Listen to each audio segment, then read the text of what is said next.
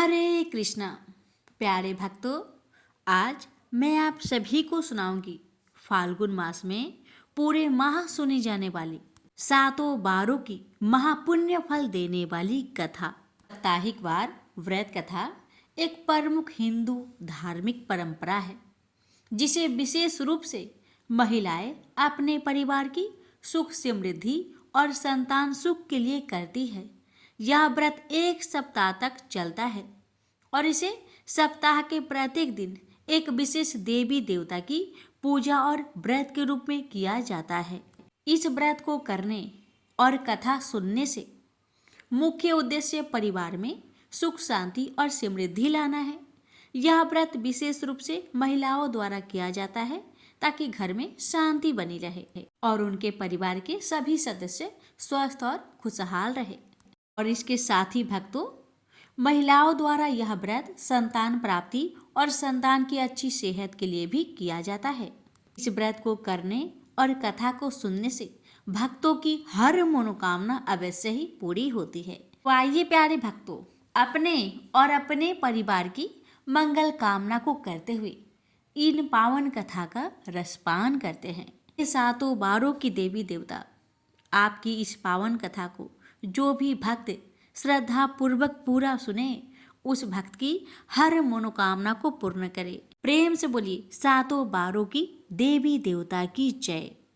तो आइए भक्तों, रसपान करते हैं रविवार सूर्य नारायण की व्रत कथा। द्वारपर की बात है, भगवान श्री कृष्ण एक बार अपनी बुआ कुंती के आश्रम काम्य वन में पहुंचे। उस समय पांडव लोग अज्ञातवास कर रहे थे। भगवान कृष्ण ने कहा, बुआ जी, मैं तुम्हें वनवासी भेष में देखकर दुखी हो जाता हूँ। मुझे सदैव इस बात की चिंता लगी रहती है कि पता नहीं कब दुष्ट दुर्योधन का प्रहार तुम्हारे ऊपर हो जाए। अतएव इस विपत्ति से छुटकारा पाने के लिए तुम भगवान सूर्य नारायण की आराधना करो। भगवान सूर्य ही सभी जीवों के नियंता और प्राण हैं। उनके तेज से ही जीवों का उद्धार होता है। भगवान कृष्ण ने बतलाया कि एक बार शंकर जी से पार्वती जी ने कुछ पूछा था, उसे मैं तुमसे बतलाता हूँ। शिव जी ने पार्वती जी से कहा, यदि तुम इस बात की जानकारी प्राप्त करना चाहती हो तो मथुरापुरी में जाओ। वहाँ सूर्य पुत्री यमुना जी की धारा प्रभावित होती है। यमुना के तट पर ऋषि, महर्षि, मुनि आदि निरंतर तपस्यारत रहते हैं। भगवान रुद्र की आज्ञा से पार्वती जी कालिंदी यमुना तट को चल पड़ी। कुछ ही दूर जाने पर उन्हें रास्ते में रोती बिलखती एक स्त्री दिखाई पड़ी। उसने बतलाया कि उसका नाम कुसुमवती है और उसका निवास कुसुमाकर वन के बीच में है। संतानहीनता होने के कारण उसके पति बसंत ने उन्हें त्याग दिया है और इस प्रकार वह निराश्रिता हो गई है। पार्वती जी उस स्त्री को साथ ले आगे चली गई। उन्हें रोती हुई एक दूसरी स्त्री मिली। उसने बताया कि मेरा नाम गंगा है। मेरे पति महाराज शांतनु ने पुत्रों के जीवित न रहने के कारण मुझे अपमानित किया, जिससे मैं दुखी होकर घर चली आई हूँ। इसी प्रकार थोड़ी दूर जाने पर मधुबन में माधवी नाम की एक स्त्री और मिली, जो पति के वैभव का नाश होने के कारण घर से निकाल दी गई थी। इनके अंतरल आगे जाने पर कुमुद वन में कुमुदा नाम की स्त्री से भेंट हुई, जिसके पति को राजा ने बंदी बना लिया था और वह व्याकुल होकर विलाप कर रही थी। उन सभी स्त्रियों को साथ लेकर पार्वती जी यमुना तट पर जा पहुंची।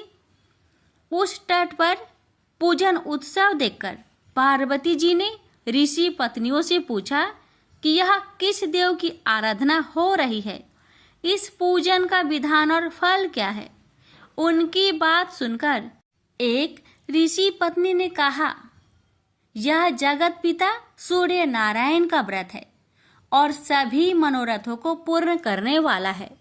इस व्रत को करके प्रत्येक नर नारी अभीष्ट सिद्धि प्राप्त होती है। तुम्हारी भी यदि कोई वांछा हो तो इस व्रत को करके प्राप्त करो। ऋषि पत्नियों से ऐसी बात सुनकर पार्वती जी अत्यंत प्रसन्न हुई और उस व्रत के विधान का फल को जानकर शिव जी के पास लौट आई। पार्वती जी ने इस व्रत को करके विघ्न नाशक गणेश जी जैसे पुत्र को प्राप्त किया। प्रेम से बोलिए सूर्य नारायण की जय। सोमवार व्रत कथा। किसी नगर में एक धनी व्यापारी रहता था। दूर दूर तक उसका व्यापार फैला हुआ था। नगर के सभी लोग उस व्यापारी का सम्मान करते थे। इतना सब कुछ संपन्न होने के बाद भी वह व्यापारी बहुत दुखी था, क्योंकि उसका कोई पुत्र नहीं था, जिस कारण अपने मृत्यु के पश्चात व्यापार के उत्तराधिकारी की चिंता उसे हमेशा सताती रहती थी। पुत्र प्राप्ति की इच्छा से व्यापारी प्रत्येक सोमवार भगवान शिव का व्रत पूजा किया करता था और शाम के समय शिव मंदिर में जाकर शिव जी के सामने घी का दीपक जलाया करता था। उसकी भक्ति देखकर माँ पार्वती प्रसन्न हो गई और भगवान शिव से उस व्यापारी की मनोकामना पूर्ण करने का निवेदन किया। भगवान शिव बोले, इस संसार में सबको उसके कर्म के अनुसार फल की प्राप्ति होती है। जो प्राणी जैसा कर्म करते हैं उन्हें वैसा ही फल प्राप्त होता है। शिव जी द्वारा समझाने के बावजूद माँ पार्वती नहीं मानी और उस व्यापारी की मनोकामना पूर्ति हेतु वे शिव जी से बार बार अनुरोध करती रही। अंततः माता के आग्रह को देखकर भगवान भोलेनाथ को उस व्यापारी को पुत्र प्राप्ति का वरदान देना पड़ा। वरदान देने के पश्चात भोलेनाथ माँ पार्वती से बोले, आपके आग्रह पर मैंने पुत्र प्राप्ति का वरदान तो दे दिया, परंतु इसका यह पुत्र 16 वर्ष से अधिक समय तक जीवित नहीं रहेगा। उसी रात भगवान शिव उस व्यापारी के स्वप्न में आए और उसे पुत्र प्राप्ति का वरदान दिया और उसके पुत्र की 16 वर्ष तक जीवित रहने की भी बात बताई। भगवान के वरदान से व्यापारी को खुशी तो हुई, लेकिन पुत्र की अल्पायु की चिंता ने उस खुशी को नष्ट कर दिया। व्यापारी पहले की तरह सोमवार के दिन भगवान शिव का विधिवत व्रत करता रहा। कुछ महीनों के बाद उसके घर एक अति सुंदर बालक ने जन्म लिया और घर में खुशियां ही खुशियां भर गई। बहुत धूमधाम से पुत्र जन्म का समारोह मनाया गया, परंतु व्यापारी को पुत्र जन्म की अधिक खुशी नहीं हुई, क्योंकि उसे पुत्र की अल्प आयु के रहस्य का पता था। जब पुत्र 12 वर्ष का हुआ तो व्यापारी ने उसे उसके मामा के साथ पढ़ने के लिए बनारसी भेज दिया। लड़का अपने मामा के साथ शिक्षा प्राप्त हेतु चल दिया। रास्ते में जहाँ भी मामा भांजे विश्राम हेतु रुकते, वहीं यज्ञ करते और ब्राह्मणों को भोजन कराते। लंबी यात्रा के बाद मामा भांजे एक नगर में पहुँचे। उस दिन नगर के राजा की कन्या का विवाह था, जिस कारण पूरे नगर को सजाया गया था। निश्चित समय पर बारात आ गई, लेकिन वर का पिता अपने बेटे के एक आंख से काने होने के कारण बहुत चिंतित था।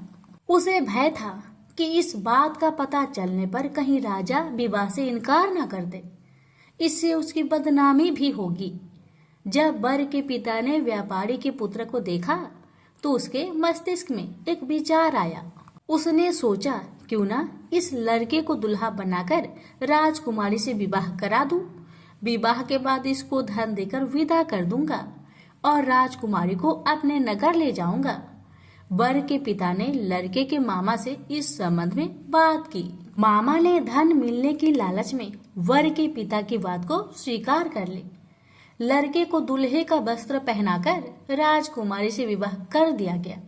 राजा ने बहुत सारा धन देकर राजकुमारी को विदा किया।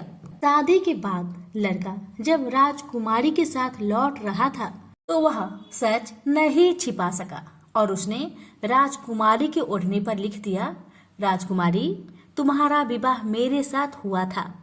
मैं तो बनारसी पढ़ने के लिए जा रहा हूँ और अब तुम्हें जिस नवयुवक की पत्नी बनना पड़ेगा वह कान्हा है। जब राजकुमारी ने अपनी ओढ़नी पर लिखा हुआ पढ़ा तो उसने कान्हे लड़के के साथ जाने से इनकार कर दिया। राजा को जब ये सब बातें पता लगी तो उसने राजकुमारी को महल में ही रख लिया। उधर लड़का अपने मामा के साथ बनारसी पहुंच गया और गुरुकुल में पढ़ना शुरू कर दिया। जब उसकी आयु 16 वर्ष की हुई तो उसने यज्ञ किया। यज्ञ की समाप्ति पर ब्राह्मणों को भोजन करवाया और खूब अन्य वस्त्र दान किए। रात को वह अपने शयन कक्ष में सो गया। शिव के वरदान के अनुसार शयन अवस्था में ही उसके प्राण पेखरू उड़ गए। सूर्योदय पर मामा मृत भांजे को देखकर रोने पिटने लगा। आसपास के लोग भी एकत्र होकर दुख प्रकट करने लगे। लड़के के मामा के रोने विलाप करने के स्वर समीप से गुजरते हुए भगवान शिव और माता पार्वती ने भी सुने। माता पार्वती ने भगवान से कहा, प्राणनाथ, मुझे इसके रोने का स्वर सहन नहीं हो रहे, आप इस व्यक्ति के कष्ट को अवश्य दूर करें। भगवान शिव ने माता पार्वती के साथ अदृश्य रूप में समीप जाकर देखा तो भोलेनाथ माता पार्वती से बोले, यह तो उसी व्यापारी का पुत्र है जिसे मैंने 16 वर्ष की आयु का वरदान दिया था। इसकी आयु पूरी हो गई है। माँ पार्वती ने फिर भगवान शिव से निवेदन कर उस बालक को जीवन देने का आग्रह किया। माता पार्वती के आग्रह पर भगवान शिव ने उस लड़के को जीवित होने का वरदान दिया और कुछ ही पल में वह जीवित होकर उठ बैठा। शिक्षा समाप्त करके लड़का मामा के साथ अपने नगर की ओर चल दिया। दोनों चलते हुए उसी नगर में पहुंचे जहां उसका विवाह हुआ था। उस नगर में भी यज्ञ का आयोजन किया। समीप से गुजरते हुए नगर के राजा ने यज्ञ का आयोजन देखा और उसने तुरंत ही लड़के और उसके मामा को पहचान लिया। यज्ञ के समाप्त होने पर राजा मामा और लड़के को महल में ले गया और कुछ दिन उन्हें महल में रखकर बहुत सा धन वस्त्र आदि देकर राजकुमारी के साथ विदा कर दिया। इधर भूखे प्यासे रहकर व्यापारी और उसकी पत्नी बेटे की प्रतीक्षा कर रहे थे। उन्होंने प्रतिज्ञा कर रखी थी कि यदि उन्हें अपने बेटे की मृत्यु का समाचार मिला तो दोनों अपने प्राण त्याग देंगे। परंतु जैसे ही उसने बेटे के जीवित वापस लौटने का समाचार सुना तो वह बहुत प्रसन्न हुआ। वह अपनी पत्नी और मित्रों के साथ नगर के द्वार पर पहुंचा। अपने बेटे के विवाह का समाचार सुनकर पुत्र वधू राजकुमारी को देखकर उसकी खुशी का ठिकाना न रहा। उसी रात भगवान शिव ने व्यापारी को सपने में आकर कहा, हे श्रेष्ठी, मैंने तेरे सोमवार व्रत करने और व्रत कथा सुनने से प्रसन्न होकर तेरे पुत्र को लंबी आयु प्रदान की है। पुत्र की लंबी आयु जानकर व्यापारी बहुत प्रसन्न हुआ। शिव भक्त होने तथा सोमवार का व्रत करने से व्यापारी की सभी मनोकामनाएं पूर्ण हुई। इसी प्रकार जो भक्त सोमवार का विधिवत व्रत करते हैं और व्रत कथा सुनते हैं उनकी सभी इच्छाएं पूरी होती है। उनसे बोलिए उमापति शंकर भगवान की जय। मंगलवार व्रत कथा। व्यास जी ने कहा, एक बार नैमिषारण्य तीर्थ में 80,000 मुनि एकत्र होकर पुराणों के ज्ञाता श्री सूत जी से पूछने लगे, हे महामुने, आपने हमें अनेक पुराणों की कथाएं सुनाई हैं। आप कृपा करके हमें ऐसा व्रत और कथा बताइए जिसके करने से संतान की प्राप्ति हो तथा मनुष्य को रोग, शोक, अग्नि, सर्व दुख आदि का भय दूर हो, क्योंकि कलयुग में सभी जीवों की आयु बहुत कम है। फिर इस पर उन्हें रोग, चिंता के कष्ट लगे रहेंगे तो फिर वह श्री हरि के चरणों में अपना ध्यान कैसे लगा सकेंगे। श्री सूत जी बोले, हे मुनियों, आपने लोक कल्याण के लिए बहुत ही उत्तम बात पूछी है। एक बार युधिष्ठिर ने भगवान श्री कृष्ण से लोक कल्याण के लिए यही प्रश्न किया था। भगवान श्री कृष्ण और युधिष्ठिर का संवाद तुम्हारे सामने कहता हूँ, ध्यान देकर सुनो। एक समय पांडवों की सभा में श्री कृष्ण जी बैठे हुए थे। तब युधिष्ठिर ने भगवान श्री कृष्ण से प्रश्न किया, हे प्रभु, नंद नंदन, गोविंद, आपने मेरे लिए अनेकों कथाएं सुनाई हैं। आज आप कृपा करके ऐसा व्रत या कथा सुनाइए जिसके करने से मनुष्य को रोग चिंता का भय समाप्त हो और उसको पुत्र की प्राप्ति हो। हे प्रभु, बिना पुत्र के जीवन व्यर्थ है। पुत्र के बिना मनुष्य नरकगामी होता है। पुत्र के बिना मनुष्य पितृ ऋण से छुटकारा नहीं पा सकता और ना ही उसका पुण्यक नामक नरक से उद्धार हो सकता है। अतः पुत्रदायक व्रत बतलाइए। श्री कृष्ण भगवान बोले, हे राजन, मैं एक प्राचीन इतिहास सुनाता हूँ, आप उसे ध्यान पूर्वक सुनो। कुंडलपुर नामक एक नगर था। उसमें नंदा नामक एक ब्राह्मण रहता था। भगवान की कृपा से उसके पास सब कुछ था, फिर भी वह दुखी था। उसका कारण यह था कि ब्राह्मण की स्त्री सुनंदा की कोई संतान न थे। सुनंदा पतिव्रता थी, भक्ति पूर्वक श्री हनुमान जी की आराधना करती थी। मंगलवार के दिन व्रत करके अंत में भोजन बनाकर हनुमान जी का भोग लगाने के बाद स्वयं भोजन करती थी। एक बार मंगलवार के दिन ब्राह्मणी गृह कार्य की अधिकता के कारण हनुमान जी को भोग ना लगा सके, तो इस पर उसे बहुत दुख हुआ। उसने कुछ भी नहीं खाया और अपने मन में प्रण किया कि अब तो अगले मंगलवार को ही हनुमान जी का भोग लगाकर अन्न जल ग्रहण करूंगी। ब्राह्मणी सुनंदा प्रतिदिन भोजन बनाती, श्रद्धापूर्वक पति को खिलाती, परंतु स्वयं भोजन नहीं करती और मन ही मन श्री हनुमान जी की आराधना करती। इसी प्रकार 6 दिन गुजर गए और ब्राह्मणी सुनंदा अपने निश्चय के अनुसार भूखी प्यासी निराहार रही। अगले मंगलवार को ब्राह्मणी सुनंदा प्रातः काल ही बेहोश होकर गिर पड़ी। ब्राह्मणी सुनंदा की इस असीम भक्ति के प्रभाव से श्री हनुमान जी बहुत प्रसन्न हुए और प्रकट होकर बोले, सुनंदा, मैं तेरी भक्ति से बहुत प्रसन्न हूँ, तू उठ और वर मांग। सुनंदा अपने आराध्य देव श्री हनुमान जी को देखकर आनंद की अधिकता से विह्वल हो श्री हनुमान जी के चरणों में गिरकर बोली, हे प्रभु, मेरे कोई संतान नहीं है, कृपा करके मुझे संतान प्राप्ति का आशीर्वाद दे, आपकी अति कृपा होगी। श्री महावीर जी बोले, तेरी इच्छा पूर्ण होगी, तेरे एक कन्या पैदा होगी, उसके अष्टांग प्रतिदिन सोना दिया करेंगे। इस प्रकार कहकर श्री महावीर जी अंतर्ध्यान हो गए। ब्राह्मणी सुनंदा बहुत हर्षित हुई और सभी समाचार अपने पति से कहा। ब्राह्मण देव कन्या का वरदान सुनकर कुछ दुखी हुआ, परंतु सोना मिलने की बात सुनी तो बहुत प्रसन्न हुआ। विचार किया कि ऐसी कन्या के साथ मेरी निर्धनता भी समाप्त हो जाएगी। श्री हनुमान जी की कृपा से वह ब्राह्मणी गर्भवती हुई और 10वें महीने में उसे बहुत ही सुंदर पुत्री प्राप्त हुई। यह बच्ची अपने पिता के घर में ठीक उसी तरह बढ़ने लगी जिस प्रकार शुक्ला पक्ष की चंद्रमा बढ़ता है। 10वें दिन ब्राह्मण ने उस बालिका का नामकरण संस्कार कराया।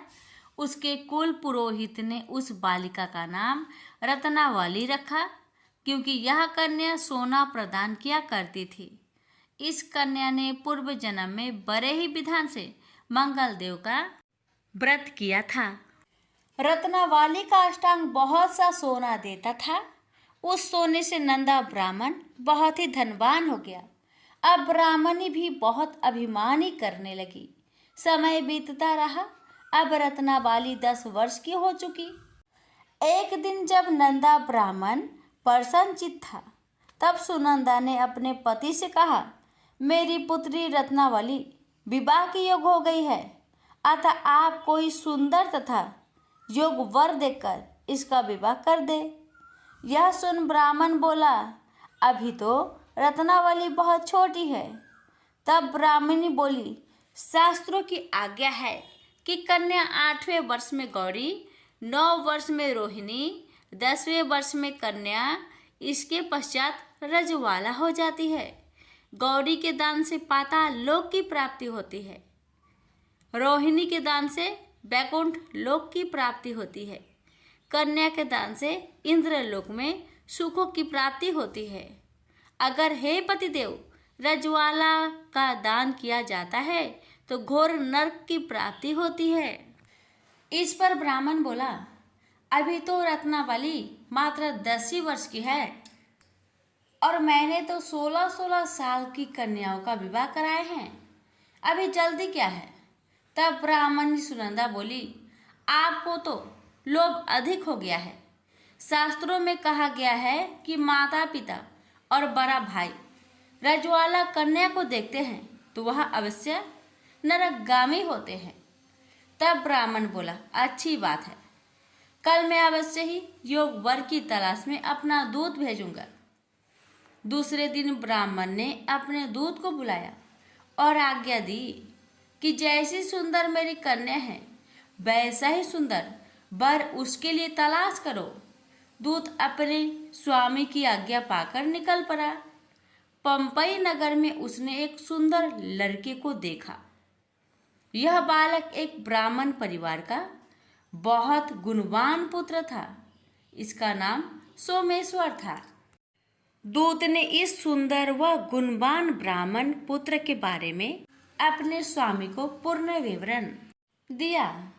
ब्राह्मण नंदा को भी सोमेश्वर अच्छा लगा और फिर शुभ मुहूर्त में विधि पूर्वक कन्यादान करके ब्राह्मण ब्राह्मणी संतुष्ट हुए। परंतु ब्राह्मण के मन तो लोभ समाया हुआ था। उसने कन्यादान तो कर दिया था पर वह बहुत खिन्न भी था। उसने विचार किया कि रत्नावली तो अब चली जाएगी और मुझे इससे जो सोना मिलता था वह अब मिलेगा नहीं। मेरे पास जो धन था कुछ तो इसके विवाह में खर्च हो गया और जो शेष बचा है वह भी कुछ दिनों के पश्चात समाप्त हो जाएगा। मैंने तो इसका विवाह करके बहुत बड़ी भूल कर दी है। अब कोई ऐसा उपाय हो कि रत्नावली मेरे घर में ही बनी रहे, अपने ससुराल ना जावे।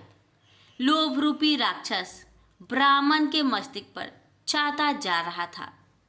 रात भर अपनी सैया पर बेचैनी से करवटें बदलते बदलते उसने एक बहुत ही क्रूर निर्णय लिया। उसने विचार किया कि जब रत्नावली को लेकर उसका पति सोमेश्वर अपने घर के लिए जाएगा तो वह मार्ग में छिपकर सोमेश्वर का वध कर देगा और अपनी लड़की को अपने घर ले आएगा, जिससे नियमित रूप से उसे सोना भी मिलता रहेगा और समाज का कोई मनुष्य उसे दोष भी नहीं दे सकेगा। प्रातःकाल हुआ तो नंदा और सुनंदा ने अपने जामाई तथा लड़की को बहुत सारा धन देकर विदा किया। सोमेश्वर अपनी पत्नी रत्नावली को लेकर ससुराल से अपने घर की तरफ चल दिया। ब्राह्मण नंदा महालोभ के वशीभूत हो अपने मति खो चुका था। पाप पुण्य को उसे विचार न रहा था। अपने भयानक व क्रूर निर्णय को कार्य रूप देने के लिए उसने अपने दूत को मार्ग में अपने जामाई का वध करने के लिए भेज दिया था, ताकि रत्नावली से प्राप्त होने वाला सोना उसे हमेशा मिलता रहे और वो कभी निर्धन ना हो। ब्राह्मण के दूत ने अपने स्वामी की आज्ञा का पालन करते हुए उसके जमाई सोमेश्वर का मार्ग में ही वध कर दिया। समाचार प्राप्त कर ब्राह्मण नंदा मार्ग में पहुंचा और रुदन करती अपनी पुत्री रत्नावली से बोला, हे पुत्री, मार्ग में लुटेरों ने तेरे पति का वध कर दिया है। भगवान की इच्छा के आगे किसी का कोई बस नहीं चलता है। अब तू घर चल, वहां पर ही रहकर शेष जीवन व्यतीत करना। जो भाग्य में लिखा है वही होगा। अपने पति की अकाल मृत्यु से रत्नावली बहुत दुखी हुई। करुण क्रंदन व रुदन करते हुए अपने पिता से बोली, हे पिताजी, इस संसार में जिस स्त्री का पति नहीं है उसका जीना व्यर्थ है। मैं अपने पति के साथ ही अपने शरीर को जला दूंगी और सती होकर अपने इस जन्म को माता पिता के नाम को तथा सास ससुर के यश को सार्थक करूंगी। ब्राह्मण नंदा अपनी पुत्री रत्नावली के वचनों को सुनकर बहुत दुखी हुआ। विचार करने लगा, मैंने व्यर्थ ही जमाई वध का पाप अपने सिर लिया। रत्नावली तो उसके पीछे अपने प्राण तक देने को तैयार हो। मेरा तो दोनों तरफ से मरण हो गया। धन तो अब मिलेगा नहीं। जमाई वध के पाप के फलस्वरूप यम यातना भी भुगतनी पड़ेगी। यह सोचकर वह बहुत खिन्न हुआ। सोमेश्वर की चिता बनाई गई। रत्नावली सती होने की इच्छा से अपने पति का सिर अपनी गोद में रखकर चिता में बैठ गई। जैसे ही सोमेश्वर की चिता को अग्नि लगाई गई, वैसे ही प्रसन्न हो मंगलदेव वहां प्रकट हुए और बोले, हे रत्नावली, मैं तेरी पति भक्ति से बहुत प्रसन्न हूँ, तू वर मांग। रत्नावली ने अपने पति का जीवन दान मांगा। तब मंगलदेव बोले, रत्नावली, तेरा पति अजर अमर है, यह महाविद्वान भी होगा और इसके अतिरिक्त तेरी जो इच्छा हो वर मांग। तब रत्नावली बोली, हे ग्रहों के स्वामी, यदि आप मुझ पर प्रसन्न हैं तो मुझे यह वरदान दीजिए कि जो भी मनुष्य मंगलवार के दिन प्रातः काल लाल पुष्प लाल चंदन से पूजा करके आपका स्मरण करे, उसको रोग व्याधि ना हो, सज्जनों का कभी वियोग ना हो, सर्प अग्नि तथा शत्रुओं का भय ना रहे। जो स्त्री मंगलवार का व्रत करे वह कभी विधवा ना हो। मंगलदेव तथास्तु कहकर अंतर्ध्यान हो गए। सोमेश्वर मंगलदेव की कृपा से जीवित हो उठा। रत्नावली अपने पति को पुनः प्राप्त कर बहुत प्रसन्न हुई और मंगलदेव का व्रत प्रत्येक मंगलवार को करके व्रतराज और मंगलदेव की कृपा से इस लोक में सुख ऐश्वर्य को भोगते हुए अंत में अपने पति के साथ स्वर्गलोक को गई। प्रेम से बोलिए मंगल देव की जय। बुधवार बुध देव की व्रत कथा। समतापुर नगर में मधुसूदन नाम का एक धनी व्यक्ति के रहता था। मधुसूदन का विवाह 1 मास पहले ही बलरामपुर नगर की सुंदर लड़की जिसका नाम था संगीता, उसी से हुआ था। शादी के कुछ दिन बाद ही संगीता की माता की तबीयत खराब हो जाती है, इसलिए संगीता अपने माता के घर चली जाती है और वहीं पर कुछ दिन रुक जाती है और इधर मधुसूदन अकेला ही रहता है। जब संगीता की माता का तबीयत ठीक हो जाता है तो मधुसूदन बुधवार के दिन ही अपने पत्नी को लेने के लिए बलरामपुर के लिए रवाना हो जाता है। बलरामपुर पहुंचकर अपने ससुरारी में जाता है और अपने सास ससुर से संगीता को विदा करने के लिए आज्ञा मांगता है। लेकिन संगीता के माता पिता बोले, दामाद जी, आज तो बुधवार का दिन है। बुधवार के दिन बेटी की विदाई और कोई भी शुभ कार्य के लिए यात्रा नहीं करना चाहिए। लेकिन मधुसूदन अपने सास ससुर की एक ही बात नहीं माना और जीत पर अड़ गया कि मैं आज ही संगीता को लेकर जाऊंगा और कुछ भी नहीं होगा, आप खुशी खुशी विदा कर दीजिए। अब अपने दामाद के जीत के आगे संगीता के माता पिता हार मान लेते हैं और अपनी बेटिया को विदा कर देते हैं। अब मधुसूदन और संगीता दोनों जन बैलगाड़ी से यात्रा प्रारंभ करते हैं। 2 कोस की यात्रा के बाद ही उसकी गाड़ी का एक पहिया टूट गया। वहां से दोनों पैदल ही यात्रा करना शुरू कर देते हैं और पैदल चलते चलते बेचारी संगीता तो थक जाती है और उसे जोर से प्यास लग जाती है। तो अपने पति से कहती है, सुनिए जी, मुझे बहुत जोर से प्यास लगी है। तो मधुसूदन कहता है, ठीक है, तुम इस पेड़ की छांव में बैठो, मैं देखता हूँ आसपास में कहीं अगर पानी मिल जाए तो मैं लेकर आता हूँ, तुम यहाँ से कहीं जाना मत। इतना कहकर मधुसूदन पानी ढूंढने के लिए चल दिया। थोड़ी देर इधर उधर ढूंढने के बाद मधुसूदन को कहीं से जल मिल जाता है और वह जल लेकर वापस उसी जगह में आता है जहाँ उसकी पत्नी पेड़ के नीचे छांव में बैठी हुई थी। मगर ये क्या, वह बहुत हैरान हो जाता है क्योंकि उसकी पत्नी के पास उसी की शक्ल का एक आदमी बैठा हुआ था और संगीता उस आदमी की दी हुई पानी को पी रही थी। ये देखकर मधुसूदन चौंक गया। जब संगीता का नजर दूसरे मधुसूदन पर पड़ा तो बेचारी वो भी हैरान रह गई और दोनों में से असली मधुसूदन कौन है बेचारी अंतर न कर पाई। अब मधुसूदन को बहुत क्रोध आया और क्रोध में उसने उस व्यक्ति से पूछा, तुम कौन हो और मेरी पत्नी के पास क्यों बैठे हो? मधुसूदन की बात सुनकर उस व्यक्ति ने कहा, अरे भाई, यह मेरी पत्नी संगीता है। मैं अपनी पत्नी को ससुराल से विदा कराकर लाया हूँ, लेकिन तुम कौन हो जो मुझसे ऐसे प्रश्न कर रहे हो? उस व्यक्ति की बातें सुनकर मधुसूदन भड़क उठा और कहने लगा कि तुम जरूर कोई चोर या ठग हो। यह मेरी पत्नी संगीता है। मैं इसे पेड़ के नीचे बैठाकर जल की खोज में गया था। इस पर उस व्यक्ति ने कहा, अरे भाई, झूठ तो तुम बोल रहे हो। संगीता को प्यास लगने पर जल लेने मैं गया था। मैंने तो जल लाकर अपनी पत्नी को पिला भी दिया। अब तुम चुपचाप यहाँ से चलते बनो, नहीं तो किसी सिपाही को बुलाकर तुम्हें पकड़वा दूंगा। दोनों एक दूसरे से लड़ने लगे। उन्हें लड़ते देख बहुत से लोग वहां इकट्ठे हो गए। नगर के कुछ सिपाही भी वहां आ गए। सिपाही उन दोनों को पकड़कर राजा के पास ले गए और सारी कहानी राजा को सुना दी। राजा ने भी कोई निर्णय नहीं कर पाया। संगीता भी उन दोनों में से अपने वास्तविक पति को नहीं पहचान पा रही थी। राजा ने दोनों को ही कारागार में डाल देने के लिए कहा। राजा के इस फैसले पर असली मधुसूदन भयभीत हो गया और तभी आकाशवाणी हुई, मधुसूदन, तूने संगीता के माता पिता की बात नहीं मानी और बुधवार के दिन अपनी पत्नी को ससुराल से ले आया। यह सब भगवान बुद्ध देव के प्रकोप से हो रहा है।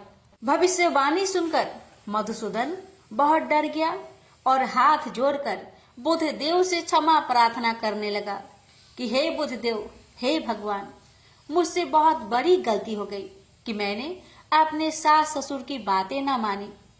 उसका सजा मुझे मिल चुका है। हे भगवान, कृपा करके मुझे क्षमा कर दीजिए। मैं आगे से ऐसी गलती कभी नहीं करूंगा। मुझे माफ कर दीजिए।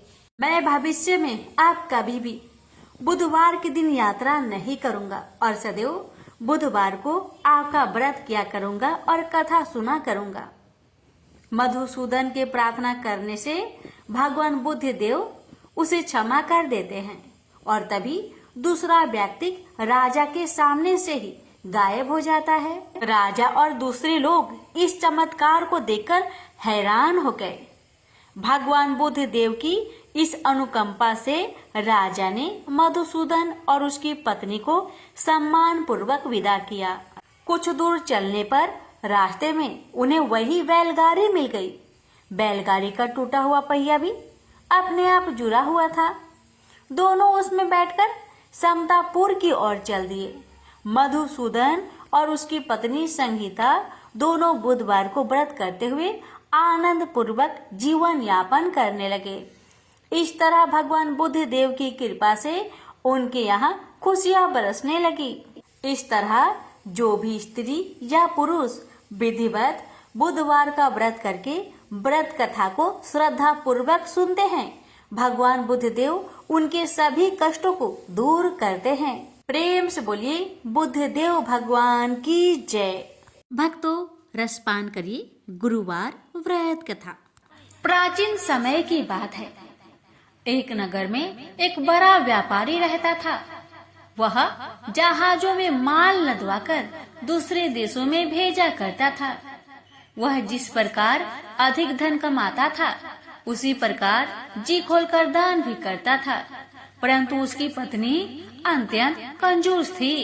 वह किसी को एक दमड़ी भी दान नहीं देती थी। एक बार सेठ जब दूसरे देश व्यापार करने गया तो पीछे से बृहस्पति भगवान साधु का वेश धारण करके व्यापारी की पत्नी के समक्ष उपस्थित हुए और भिक्षा मांगने लगे। तब व्यापारी की पत्नी ने साधु महाराज से कहा, हे साधु महाराज, मैं इस दान और पुण्य से तंग आ गई हूँ। आप कोई ऐसा उपाय बताए जिससे मेरा सारा धन नष्ट हो जाए और मैं आराम से रह सकूं। मैं यह धन लूटता हुआ नहीं देख सकती। बृहस्पति भगवान ने कहा, हे देवी, तुम बड़ी विचित्र हो। संतान और धन से कोई दुखी होता है भला? अगर अधिक धन है तो इसे शुभ कार्यों में लगाओ, कुंवारी कन्याओं का विवाह करवाओ, विद्यालय और बाग बगीचों का निर्माण कराओ। ऐसे पुण्य कार्य करने से तुम्हारा लोक परलोक सार्थक हो सकता है। परंतु साधु की इन बातों से व्यापारी की पत्नी को खुशी नहीं हुई। उसने कहा, मुझे ऐसी धन की आवश्यकता नहीं है जिसे मैं दान में दूं। तब बृहस्पति देव बोले, यदि तुम्हारी ऐसी इच्छा है तो तुम एक उपाय करना। 7 बृहस्पतिवार घर को गोबर से लिपना और अपने केसों को पीली मिट्टी से धोना। केसों को धोते समय स्नान भी करना। व्यापारी से हजामत बनाने को कहना। भोजन में मांस मदिरा खाना। कपड़े अपने घर धोना। ऐसा करने से तुम्हारा सारा धन नष्ट हो जाएगा। इतना कहकर बृहस्पति भगवान अंतर ध्यान हो गए। व्यापारी की पत्नी ने बृहस्पति देव के कहे अनुसार 7 बृहस्पतिवार वैसा ही करने का निश्चय किया। केवल 3 बृहस्पतिवार बीते कि उसके समस्त धन संपत्ति नष्ट हो गई और वह परलोक सिधार गई। जब व्यापारी वापस आया तो उसने देखा कि उसका सब कुछ नष्ट हो चुका है। यह देखकर व्यापारी ने अपनी पुत्री को सत्वाना दी और दूसरे नगर में जाकर बस गया। वहाँ वह जंगल से लकड़ी काटकर लाता और शहर में बेचता था। इस तरह वह अपना जीवन व्यतीत करने लगा। एक दिन उसकी पुत्री ने दही खाने की इच्छा प्रकट की, लेकिन व्यापारी के पास दही खरीदने के पैसे नहीं थे। वह अपनी पुत्री को अवशासन देकर जंगल में लकड़ी काटने चला गया। वह एक वृक्ष के नीचे बैठकर अपनी पूर्व दशा पर विचार करके रोने लगा। उस दिन बृहस्पतिवार का दिन था।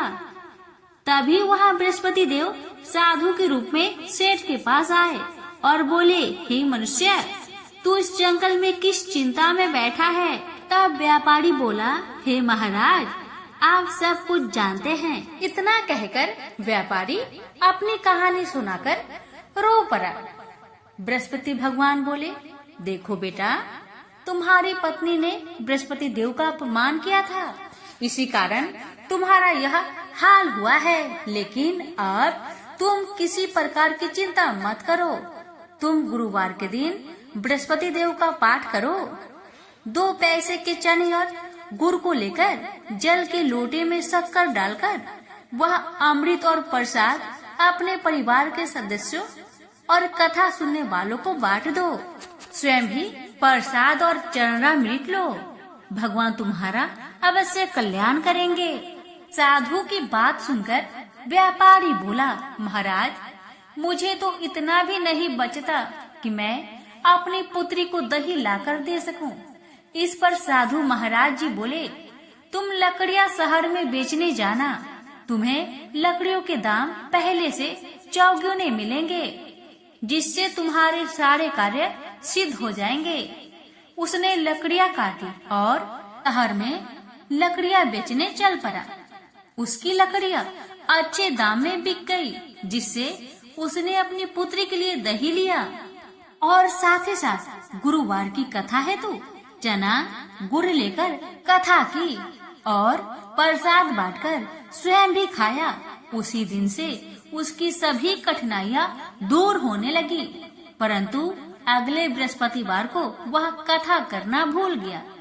अगले दिन वहाँ के राजा ने एक बड़े यज्ञ का आयोजन कर पूरे नगर के लोगों के लिए भोजन का आयोजन किया।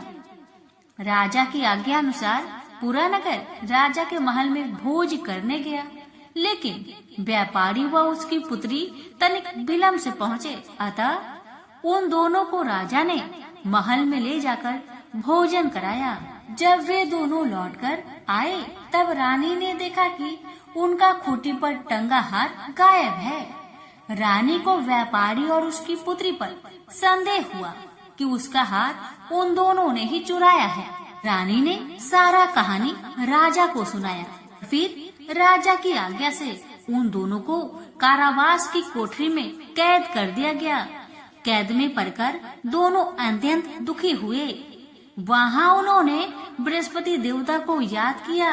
बृहस्पति देव ने प्रकट होकर व्यापारी को उसकी भूल का आभास कराया और उन्हें सलाह दी कि गुरुवार के दिन कैद खाने के दरवाजे पर तुम्हें 2 पैसे मिलेंगे।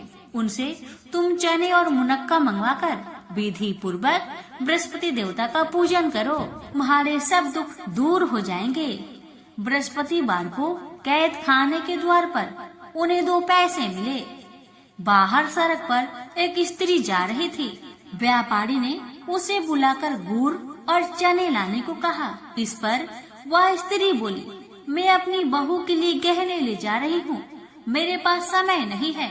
इतना कहकर वह आगे चली गई। थोड़ी देर बाद वहाँ से एक और स्त्री निकली। व्यापारी ने उसे बुलाकर कहा कि हे बहन, मुझे बृहस्पतिवार की कथा करनी है, तुम मुझे 2 पैसे का गुड़ और चना लाकर दो। बृहस्पति देव का नाम सुनकर वह स्त्री बोली, भाई मैं तुम्हें अभी गुड़ और चना लाकर देती हूँ। मेरा इकलौता पुत्र मर गया है, मैं उसके लिए कफन लेने जा रही थी, लेकिन मैं पहले तुम्हारा काम करूँगी और उसके बाद मैं अपने पुत्र के लिए कफन लाऊंगी। वह स्त्री बाजार से व्यापारी के लिए गुड़ चना ले आई और स्वयं भी बृहस्पति देव की कथा सुनी। कथा समाप्त होने पर वह स्त्री कफन लेकर अपने घर गई। घर पर लोग उसके पुत्र की लाश को राम नाम सत्य है कहते हुए शमशान ले जाने की तैयारी कर रहे थे। स्त्री बोली, मुझे अपने लड़के का मुख देख लेने दो। अपने पुत्र का मुख देखकर उस स्त्री ने उसके मुंह में प्रसाद और चंद्रामृत डाला। प्रसाद और चंद्रामृत के प्रभाव से वह पुनः जीवित हो गया। पहली स्त्री जिसने बृहस्पति देव का निरादर किया था, वह जब अपने पुत्र के विवाह हेतु पुत्र वधू के लिए गहने लेकर लौटी और जैसे ही उसका पुत्र घोड़ी पर बैठकर निकला, वैसे ही घोड़ी ने ऐसी उछाल मारी कि वह घोड़ी से गिरकर मर गया। जहाँ देख स्त्री रो रो कर बृहस्पति देव से क्षमा याचना करने लगी। उस स्त्री की याचना से बृहस्पति देव साधु के वेश में वहाँ पहुंचकर कहने लगे, देवी तुम्हें अधिक विलाप करने की आवश्यकता नहीं है। यह बृहस्पति देव का अनादर करने का कारण हुआ है। तुम वापस जाकर मेरे भक्त से क्षमा मांगकर कथा सुनो, तब ही तुम्हारी मनोकामना पूर्ण होगी। जेल में जाकर उस स्त्री ने व्यापारी से माफी मांगी और कथा सुनी। कथा के उपरांत वह प्रसाद और चंद्रामृत लेकर अपने घर वापस आई। घर आकर उसने चंद्रामृत अपने मृत पुत्र के मुख में डाला। चंद्रामृत के प्रभाव से उसका पुत्र भी जीवित हो उठा। उसी रात बृहस्पति देव राजा के सपने में आए और बोले, हे राजन, तूने जिस व्यापारी और उसकी पुत्री को जेल में कैद कर रखा है वह बिल्कुल निर्दोष है। तुम्हारी रानी का हार वहीं खूंटी पर टंगा है। दिन निकला तो राजा रानी ने हार पर खूंटी लटका हुआ देखा। राजा ने उस व्यापारी और उसकी पुत्री को रिहा कर दिया और उन्हें आधा राज्य देकर उसकी पुत्री का विवाह उच्च कुल में करवाकर दहेज में हीरे जवाहरात दिए। हे बृहस्पति भगवान, आपकी कथा कहने वाले, सुनने वाले, हुक्कार भरने वाले सभी भक्तों की अपनी सभी मनोकामना को पूर्ण करना। प्रेम से बोलिए बृहस्पति भगवान की जय। सुनिए शुक्रवार वैभव लक्ष्मी जी की व्रत कथा। लाखों की जनसंख्या को अपने में समेटे कुशीनगर एक महानगर था। जैसे कि अन्य महानगरों की जीवनचर्या होती है, वैसा ही कुछ यहाँ भी था, यानी बुराई अधिक, अच्छाई कम, पाप अधिक, पुण्य कम। इसी कुशीनगर में हरिवंश नामक एक सद्गृहस्थ अपनी पत्नी दामिनी के साथ सुखी संपन्न जीवन गुजार रहा था। दोनों ही बड़े नेक और संतोषी स्वभाव के थे। धार्मिक कार्य अनुष्ठानों में उनकी अपार श्रद्धा थी। दुनियादारी से उनका कोई विशेष लेना देना नहीं था। अपने में ही मगन गृहस्थ की गाड़ी खींचे चले जा रहे थे दोनों। किसी ने ठीक ही कहा है, संकट और अतिथि के आने के लिए कोई समय निर्धारित नहीं होता। कुछ ऐसा ही हुआ दामिनी के साथ। जब उसका पति हरिवंश न जाने कैसे बुरे लोगों की संगत में फंस गया और घर गृहस्थी से उनका मन उचट गया। देर रात शराब पीकर घर आना और गाली गलौज तथा मारपीट करना उसका नित्य का नियम सा बन गया था। जुए, राटे, रेस तथा वैश्यागमन जैसे बुरे कर्म भी कुसंगति के बदौलत उसके पल्ले पड़ गए। धन कमाने की तीव्र लालसा ने हरिवंश की बुद्धि हर ली और उसको अच्छे बुरे का भी ज्ञान न रहा। घर में जो कुछ भी था सब उसके दुर्व्यसनों की भेंट चढ़ गया। जो लोग पहले उसका सम्मान करते थे अब उसे देखते ही रास्ता बदलने लगे। भूखमरी की हालत में भिखमंगों के समान उनकी स्थिति हो गई। लेकिन दामिनी बेहद संयमी और आस्थावान तथा संस्कारी स्त्री थी। ईश्वर पर उसे अटल विश्वास था। वह जानती थी कि यह सब कर्मों का फल है। दुख के बाद सुख तो एक दिन आना ही है। अचानक एक दिन दोपहर के समय द्वार पे हुई दस्तक की आवाज सुनकर दामिनी की तंद्रा भंग हुई। अतिथि सत्कार के भय मात्र से उसकी अंतर आत्मा कांप उठी, क्योंकि घर में अन्न का एक दाना भी नहीं था जो अतिथि की सेवा में अर्पित किया जा सकता। फिर भी संस्कारों की ऐसी प्रबलता थी कि उसका मन अतिथि सत्कार को उद्धत हो उठा। उसने उठकर द्वार खोला, देखा सामने एक दिव्य पुरुष खड़ा था। बड़े बड़े घुंघराले श्वेत केश, चेहरे को ढके हुए लहराती दाढ़ी, गेरुए वस्त्रों का आवरण पहने उसके चेहरे से तेज टपक पड़ रहा था। आंखों मानो अमृत सी वर्षा कर रही थी। उस दिव्य पुरुष को देखकर दामिनी को अपार शांति का अनुभव हुआ और वह उसे देखते ही समझ गई कि आगत वास्तव में कोई पहुंचा हुआ सिद्ध महात्मा है। उसके मन में अतिथि के प्रति गहन श्रद्धा के भाव उमड़ पड़े और वह उसे सम्मान सहित घर के भीतर ले गई। दामिनी ने जब उसे फाटे हुए आसन पर बैठाया तो वह मारे लज्जा के जमीन में गिर सी गई। उधर वह संत पुरुष दामिनी की ओर एकटक निहारे जा रहा था। घर में जो कुछ भी बचा खुचा था दामिनी ने अतिथि की सेवा में अर्पित कर दिया, पर उसने इस पर कोई ध्यान नहीं दिया। बस दामिनी को यूं निहारे जा रहा था मानो उसे कुछ याद दिलाने की चेष्टा कर रहा हो। जब काफी देर तक दामिनी कुछ न बोली तो उसने कहा, बेटी मुझे पहचाना नहीं क्या? उसका यह प्रश्न सुनकर दामिनी जैसे सोते से जागी और अत्यंत संकुचाते हुए मधुर स्वर में बोली, महाराज मेरी धृष्टता को क्षमा करें। जो आप जैसे दिव्य पुरुष को मैं पहचान कर भी नहीं पहचान पा रही हूँ। पारिवारिक कष्टों ने तो जैसे मेरी सोचने समझने की शक्ति ही छीन ली है। लेकिन यह निश्चित है कि संकट की इस घड़ी में मुझे आप जैसे साधु पुरुष का ही सहारा है। तभी जैसे दामिनी को कुछ याद हो आया, वह उस साधु के चरणों में गिरकर बोल उठी, अब मैं आपको पहचान गई हूँ महाराज, स्नेहा रूपी अमृत की वर्षा करने वाले। अपने शुभ चिंतक को कोई कैसे भूल सकता है भला। वास्तव में वह साधु मंदिर की राह के मध्य में बनी अपनी कुटिया के बाहर बट वृक्ष के नीचे बैठ साधना किया करता था और मंदिर आने जाने वाले सभी श्रद्धालु से प्रणाम करके स्वयं को कृतार्थ अनुभव करते थे। दामिनी भी उन्हीं में से एक थी। जब पिछले काफी दिनों से उसने उसे मंदिर की ओर आते जाते नहीं देखा तो उसकी कुशल क्षेम जानने के लिए पूछताछ करते हुए उसके घर की ओर आ निकला था। दामिनी अभी अपनी सोचों में ही डूबी हुई थी कि साधु महाराज ने मौन भंग किया। क्या कानन है पुत्री, तू आजकल मंदिर आती जाती दिखाई नहीं पड़ती। तुझे जो भी कष्ट है मुझे बता, शायद मैं तेरी कुछ सहायता कर सकूं।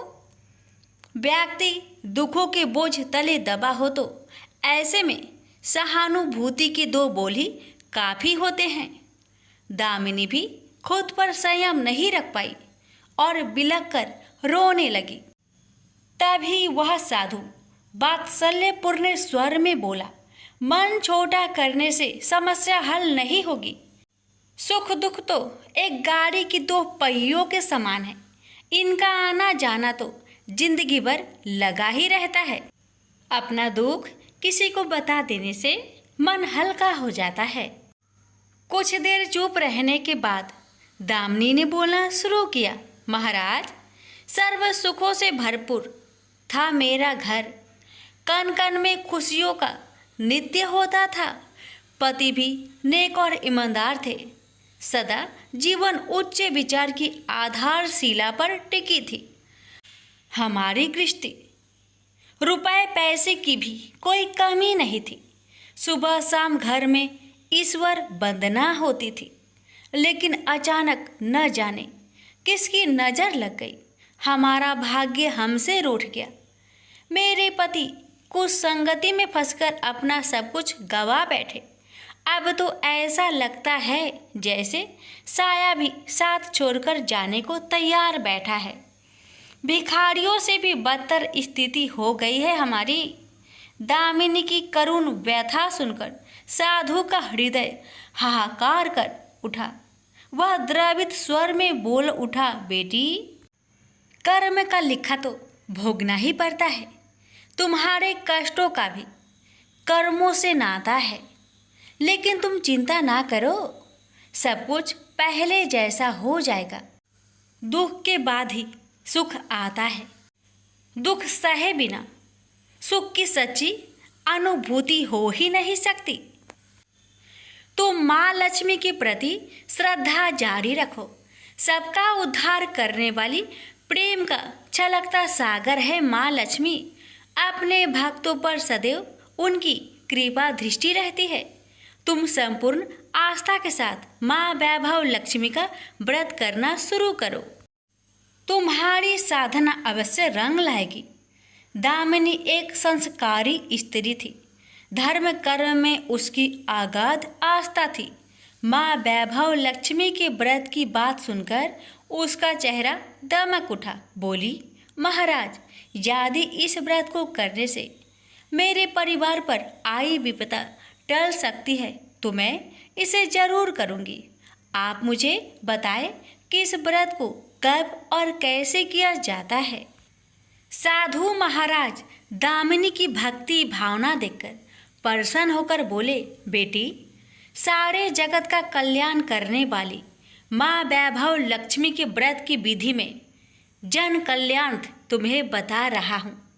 प्रत्येक शुक्रवार को यह व्रत किया जाता है। सर्वप्रथम जितने शुक्रवार को यह व्रत करना हो उसका संकल्प लेकर माँ वैभव लक्ष्मी को मन ही मन प्रणाम करें।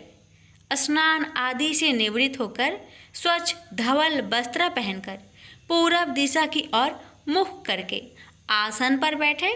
सामने एक चौकी पर चावल की एक ढेरी लगाकर उस पर पानी से भरा कलश स्थापित करे जो तांबे का होना चाहिए।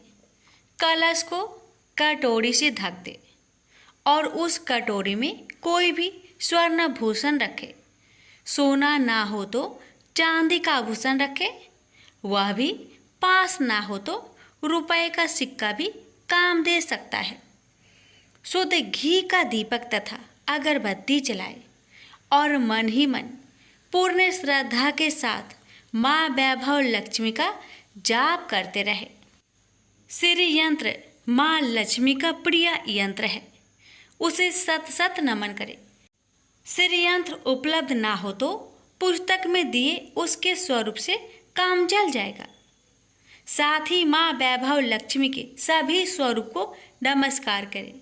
इनकी सभी छवियां पुस्तक में दी गई होगी। कटोरी में रखे गहने या रुपए पर हल्दी, कुमकुम तथा अक्षत अर्पित करें।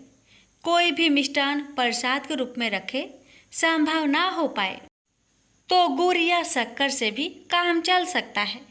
फिर श्रद्धापूर्वक माँ की आरती करके 14 बार प्रेम सहित बोले, जय माँ वैभव लक्ष्मी। माँ वैभव लक्ष्मी मेरी मनोकामना पूरी करे, ऐसा संकल्प लेकर सच्चे मन से माँ से विनती करे। प्रसाद बांटे और स्वयं भी ग्रहण करे। दिन में एक बार स्वास्तिक भोजन करे। यदि संभव हो तो उपवास रखे। पूजा में रखा गहना या रुपए लाल कपड़े में लपेटकर सुरक्षित रख ले। यह आगे आने वाले शुक्रवार को पूजा में काम आएगा। कलश में भरा जल तुलसी के पौधे को समर्पित कर दे तथा अक्षत पंछियों को आहार स्वरूप डाले। ऐसी शास्त्रोक्त विधि से व्रत करने वाले को शीघ्र फल मिलता है। साधु महाराज के मुख रविंद से यह वृत्तांत सुन दामिनी पुलकित हो उठी। उनके चरण स्पर्श कर उत्साहित स्वर में बोली, अब लगे हाथ उद्यापन की विधि भी बता दे महाराज। इसके बिना तो व्रत अधूरा ही रह जाएगा। अवश्य बेटी, कहकर साधु महाराज उद्यापन की विधि बताने लगे। चाहे जितने भी शुक्रवार प्राय 11 या 21 व्रत करने का संकल्प लिया हो, लेकिन मन में माँ वैभव लक्ष्मी के प्रति श्रद्धा तथा आस्था बारंबार बनी रहनी चाहिए। जिस दिन अंतिम शुक्रवार का व्रत हो उस दिन शास्त्रोक्त विधि से उद्यापन किया जाता है। अन्य शुक्रवारों की भांति ही इस दिन भी पूजन करें। हाँ, प्रसाद के रूप में खीर अवश्य रखें। पूजा के बाद नारियल फोड़कर 7 कुंवारी कन्याओं को चरण धोकर कुमकुम का तिलक लगाकर पूजन करें। उन्हें सामर्थ्य अनुसार दक्षिणा दें और माँ वैभव लक्ष्मी व्रत की पुस्तकें उपहार स्वरूप भेंट में दें। फिर प्रसाद के रूप में खीर वितरित करें। अब माँ वैभव लक्ष्मी के सभी स्वरूप को मन ही मन नमन करते हुए कहे, हे माँ, यदि मैंने शुद्ध तथा निर्मल हृदय से आपकी स्तुति करते हुए वैभव लक्ष्मी व्रत विधि विधान अनुसार पूर्ण किया हो तो मेरी मनोकामना अवश्य पूरी करना। संतानहीनों को संतान देने वाली, दुखियों का दुख हरने वाली, अखंड सौभाग्य का वरदान देने वाली, कुंवारी कन्याओं को मन चाहा वर देने वाली माँ वैभव लक्ष्मी, आपकी महिमा अपरंपार है।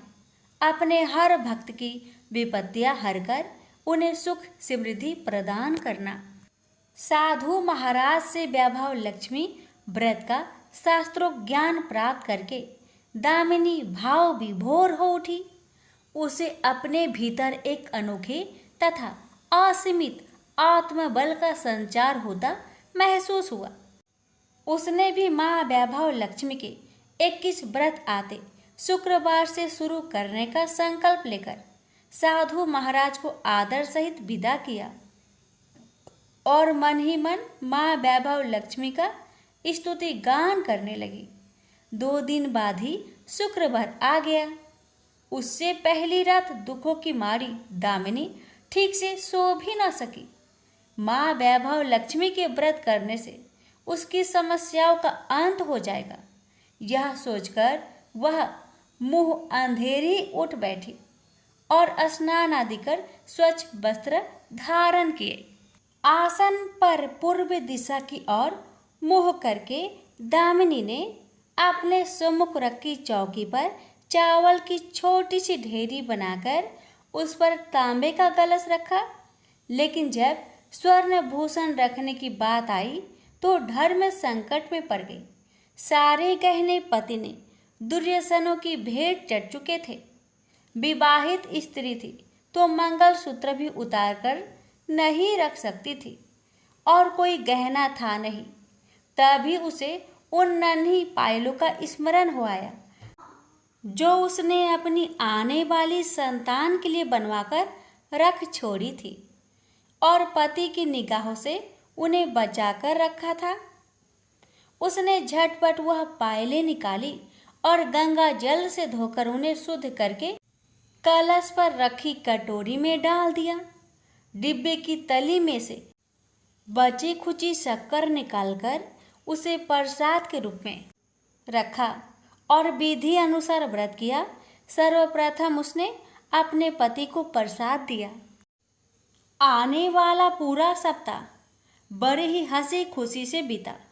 बात बात पर झल्ला उठने वाला उसका पति अपेक्षाकृत शांत तथा संयत रहा। कोई मारपीट तथा कलेश घर में नहीं हुआ। इसे दामिनी ने माँ वैभव लक्ष्मी का चमत्कार समझा और मन ही मन उन्हें प्रणाम किया। माँ वैभव लक्ष्मी के प्रति उसकी आस्था और भी बलवती हो गई।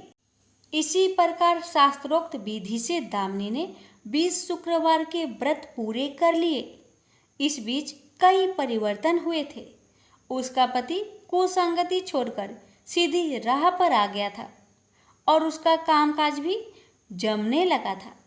घर में यदि किसी चीज की बहुतायत नहीं थी तो कमी भी नहीं रह गई थी। यह सब माँ वैभव लक्ष्मी के चमत्कार और दामिनी की आस्था तथा विश्वास का परिणाम था। 21वें शुक्रवार को व्रत का उद्यापन करना था। साधु महाराज के वचन अब भी मानो दामिनी के कानों में गूंज रहे थे। उनकी बताई विधि के अनुसार ही दामिनी ने शास्त्रोक्त विधि से उद्यापन किया। 7 कुंवारी कन्याओं को भोजन कराकर दक्षिणा दी। आसपास की सौभाग्यवती स्त्रियों में प्रसाद तथा माँ वैभव लक्ष्मी व्रत कथा की पुस्तकें वितरित की। माँ वैभव लक्ष्मी के हर स्वरूप को प्रणाम किया और कहा, आपकी महिमा निराली है माँ। आपने मेरे सारे दुख हर लिए, मेरी सभी मनोकामनाएं पूर्ण कर दी। मेरा उजड़ा घर फिर से बस गया। मेरा यह नया जीवन आप ही की देन है माँ। मैं आजीवन आपकी पूजा अर्चना करूंगी और दूसरों को भी आपकी महिमा से अवगत कराकर वैभव लक्ष्मी के व्रत रखने के लिए प्रेरित करूंगी। बोलो जय माँ वैभव लक्ष्मी, आपकी सदा ही जय हो। वीडियो को लाइक शेयर करना ना भूले। धन्यवाद। शनिवार व्रत कथा। एक समय स्वर्ग लोक में सबसे बड़ा कौन के प्रश्न पर 9 ग्रहों में वाद विवाद हो गया। विवाद इतना बढ़ा कि परस्पर भयंकर युद्ध की स्थिति बन गई। निर्णय के लिए सभी देवता देवराज इंद्र के पास पहुंचे और बोले, हे देवराज, आपको निर्णय करना होगा कि हम में से सबसे बड़ा कौन है। देवताओं का प्रश्न सुनकर देवराज इंद्र उलझन में पड़ गए। इंद्र बोले, मैं इस प्रश्न का उत्तर देने में असमर्थ हूं। हम सभी पृथ्वी लोक में उज्जैनी नगरी में राजा विक्रम आदित्य के पास चलते हैं। देवराज इंद्र सहित सभी ग्रह देवता उज्जैनी नगरी पहुंचे। महल में पहुंचकर जब देवताओं ने उनसे अपना प्रश्न पूछा तो राजा विक्रमादित्य भी कुछ देर के लिए परेशान हो उठे, क्योंकि सभी देवता अपनी अपनी शक्तियों के कारण महान थे। किसी को भी छोटा या बड़ा कह देने से उनके क्रोध के प्रकोप से भयंकर हानि पहुंच सकती थी। अचानक राजा विक्रमादित्य को एक उपाय सूझा और उन्होंने विभिन्न धातुओं, स्वर्ण, रजत, चांदी, कांसा, ताम्र यानी तांबा, सीसा, रांगा, जस्ता, अभ्रक व लोहे के 9 आसन बनवाए।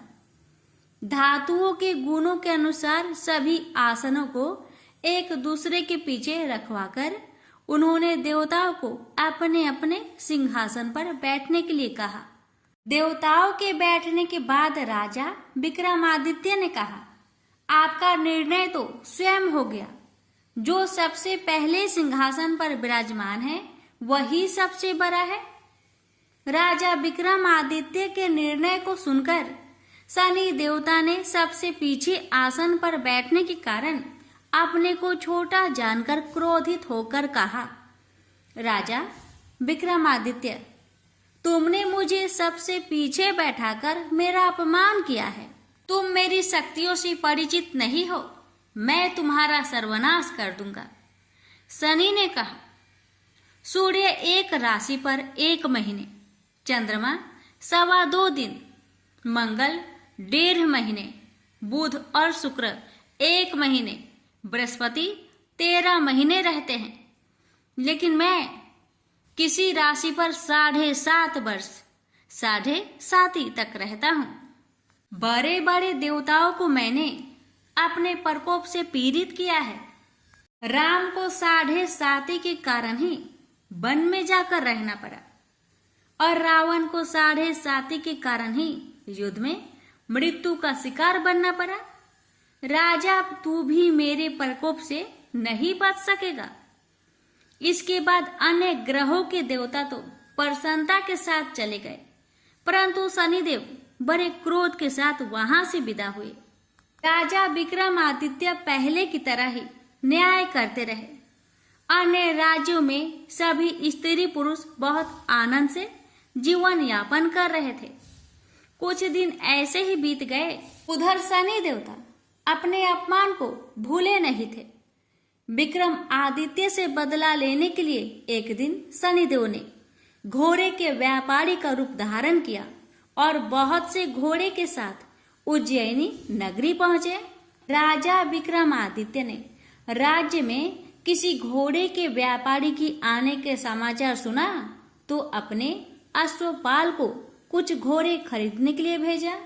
घोड़े बहुत कीमती थे। अश्वपाल ने जब वापस लौटकर इस संबंध में बताया तो राजा विक्रमादित्य ने स्वयं आकर एक सुंदर व शक्तिशाली घोड़े को पसंद किया। घोड़े की चाल देखने के लिए राजा उस घोड़े पर सवार हुए तो वह घोड़ा बिजली की गति से दौड़ पड़ा। तेजी से दौड़ता घोड़ा राजा को दूर एक जंगल में ले गया और फिर राजा को वहां गिराकर जंगल में कहीं गायब हो गया। राजा अपने नगर को लौटने के लिए जंगल में भटकने लगा, लेकिन उन्हें लौटने का कोई रास्ता नहीं मिला। राजा को भूख प्यास लगाई। बहुत घूमने पर उसे एक चरवाहा मिला। राजा ने उससे पानी मांगा। पानी पीकर राजा ने उस चरवाहे को अपनी अंगूठी दे दी। फिर उससे रास्ता पूछकर वह जंगल से निकलकर पास के नगर में पहुंचा। राजा ने एक सेठ की दुकान पर बैठकर कुछ देर आराम किया। उस सेठ ने राजा से बातचीत की तो राजा ने उसे बताया कि मैं उज्जैनी नगरी से आया हूँ। राजा के कुछ देर दुकान पर बैठने से सेठ जी की बहुत बिक्री हुई। सेठ ने राजा को बहुत भाग्यवान समझा और खुश होकर उसे अपने घर भोजन के लिए ले गया। सेठ के घर में सोने का एक हार खूंटी पर लटका हुआ था। राजा को उस कमरे में छोड़कर सेठ कुछ देर के लिए बाहर गया। तभी एक आश्चर्यजनक घटना घटी। राजा के देखते देखते सोने के उस हार को खूंटी निकल गई। सेठ ने कमरे में लौटकर हार को गायब देखा तो चोरी का संदेह राजा पर ही किया, क्योंकि उस कमरे में राजा ही अकेला बैठा था। सेठ ने अपने नौकरों से कहा कि इस परदेसी को रस्सियों से बांधकर नगर के राजा के पास ले चलो। राजा ने विक्रमादित्य से हार के बारे में पूछा तो उसने बताया कि उसके देखते ही देखते खोटी ने हार को निगल लिया था। इस पर राजा ने क्रोधित होकर चोरी करने के अपराध में विक्रमादित्य के हाथ पांव कटवाने का आदेश दे दिया। राजा विक्रमादित्य के हाथ पांव काटकर उसे नगर के सड़क पर छोड़ दिया गया। कुछ दिन बाद एक तेली उसे उठाकर अपने घर ले गया और उसे अपने कोल्हू पर बैठा दिया। राजा आवाज देकर बैलों को हाँकता रहता। इस तरह तेली का बैल चलता रहा और राजा को भोजन मिलता रहा। शनि के प्रकोप की 7.5 पूरी होने पर वर्षा ऋतु आरंभ हुई। राजा विक्रमादित्य एक रात मेघ मल्हार गा रहा था कि तभी नगर के राजा की लड़की राजकुमारी मोहिनी रथ पर सवार उस तेली के घर के पास से गुजरी। उसने मेघ मल्हार सुना तो उसे बहुत अच्छा लगा और दासी को भेजकर गाने वाले को बुला लाने को कहा। दासी ने लौटकर राजकुमारी को अपंग राजा के बारे में सब कुछ बता दिया। राजकुमारी उसके मेघ मल्हार से बहुत मोहित हुई, अतः उसने सब कुछ जानकर भी अपंग राजा से विवाह करने का निश्चय कर लिया। राजकुमारी ने अपने माता पिता से जब यह बात कही तो वे हैरान रह गए। रानी ने मोहिनी को समझाया, बेटी तेरे भाग्य में तो किसी राजा की रानी होना लिखा है, फिर तू उस अपंग से विवाह करके अपने पांव पर कुल्हाड़ी क्यों मार रही है। राजकुमारी ने अपनी जिद नहीं छोड़ी। अपनी जिद पूरी करने के लिए उसने भोजन करना छोड़ दिया और प्राण त्याग देने का निश्चय कर लिया। आखिर राजा रानी को विवश होकर अपंग विक्रमादित्य से राजकुमारी का विवाह करना पड़ा। विवाह के बाद राजा विक्रमादित्य और राजकुमारी तेली के घर में रहने लगे। उस रात स्वप्न में शनिदेव ने राजा से कहा, राजा तुमने मेरा प्रकोप देख लिया, मैंने तुम्हें अपने अपमान का दंड दिया है। राजा ने शनिदेव से क्षमा करने को कहा और प्रार्थना की, हे शनिदेव, आपने जितना दुख मुझे दिया है अन्य किसी को न देना। शनिदेव ने कुछ सोचकर कहा, राजा मैं तुम्हारी प्रार्थना स्वीकार करता हूँ। जो कोई स्त्री पुरुष मेरी पूजा करेगा, शनिवार को व्रत करके मेरी व्रत कथा सुनेगा, उस पर मेरी अनुकंपा बनी रहेगी। प्रातः काल राजा विक्रमादित्य की नींद खुली तो अपने हाथ पांव देखकर राजा को बहुत खुशी हुई। उसने मन ही मन शनिदेव को प्रणाम किया। राजकुमारी भी राजा के हाथ पांव सही सलामत देखकर आश्चर्य में डूब गई। राजा विक्रमादित्य ने अपना परिचय देते हुए शनिदेव के प्रकोप की सारी कहानी सुनाई।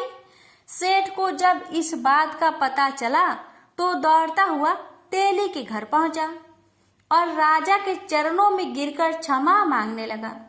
राजा ने उसे क्षमा कर दिया, क्योंकि यह सब तो शनिदेव के प्रकोप के कारण हुआ था। सेठ राजा को अपने घर ले गया और उसे भोजन कराया। भोजन कराते समय वहां एक आश्चर्यजनक घटना घटी। सबके देखते देखते उस खूंटी ने हार उगल दिया। सेठ जी ने अपनी बेटी का विवाह भी राजा के साथ कर दिया और बहुत से स्वर्ण आभूषण धन आदि देकर राजा को विदा किया। राजा विक्रमादित्य राजकुमारी मोहिनी और सेठ की बेटी के साथ उज्जैनी पहुंचे तो नगर वासियों ने हर्ष से उनका स्वागत किया। अगले दिन राजा विक्रमादित्य ने पूरे राज्य में घोषणा कराई कि शनिदेव सब देवों में सर्वश्रेष्ठ है। प्रत्येक स्त्री पुरुष शनिवार को उनका व्रत करे और व्रत कथा अवश्य सुने। राजा विक्रमादित्य की घोषणा से शनिदेव बहुत प्रसन्न हुए। शनिवार का व्रत करने और व्रत कथा सुनने के कारण सभी लोगों की मनोकामनाएं शनिदेव की अनुकंपा से पूरी होने लगी। सभी लोग आनंद पूर्वक रहने लगे। प्रेम से बोलिए शनि महाराज की जय हो।